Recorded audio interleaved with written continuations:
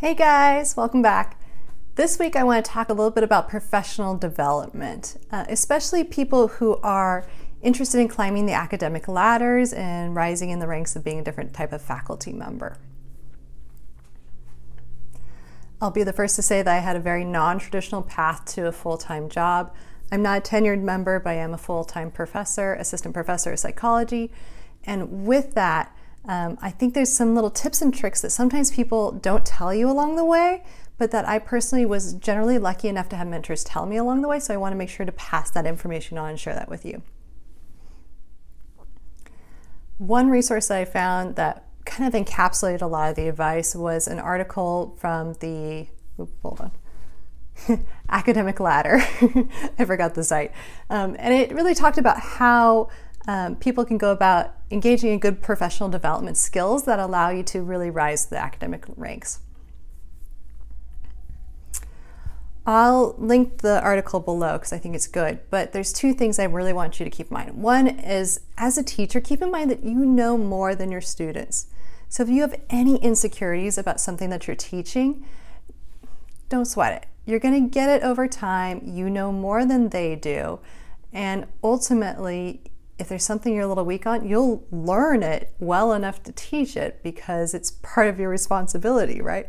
So have confidence in what you're doing and realize that the students look up to you and they really cherish the time that they get with you. So just keep that in mind, that you are really as knowledgeable as you need to be.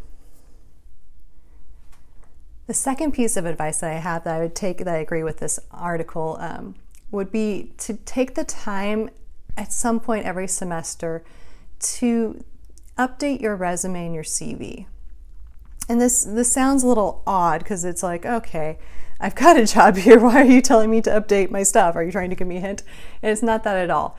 I'd say update your resume or your CV. Typically within our field, I find a CV is more useful in that it encapsulates everything that I've done as opposed to a resume that's a little bit shorter and focuses on what I've done recently. But then also put together a little document that has what I call the typical areas of academic engagement. I'll give you a little link below to kind of a template, but basically you want to create a Word document that has categories on it that match typical academic jobs. So academic jobs are almost always going to ask you about some version of 3 to 5 of these things. They're going to ask you about your teaching, your academic advising experiences and or mentoring students if you haven't had the opportunity to do formal academic advising, college service, professional development, research, and then other service or professional activities that don't fit in one of those categories. Having been on a couple of search committees now, I find that whether this is at the graduate level or the undergraduate level, we're always asking about these things, and we're not necessarily expecting to hear an entire, encyclopedia about you on any of these areas, but I'm looking for you to talk about those areas because those are the areas that ultimately most tenured jobs are asking you to seek proficiency within. So for example, within your teaching and learning, you might want to give examples of when the students have given you feedback at the end of the semester, to include some of those, or maybe include comments from the comment sections of those that you think exemplify something great that you've done.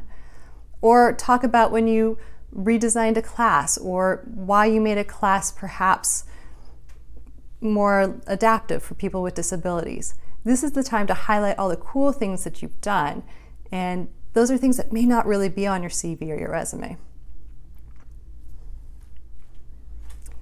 If you find that you're lacking in one of these areas, that's all right. That's just giving you feedback, right? That is something that either maybe you're not yet expected to have, like college service, or it could be something that could be an area of growth or an area where you're using transferable skills.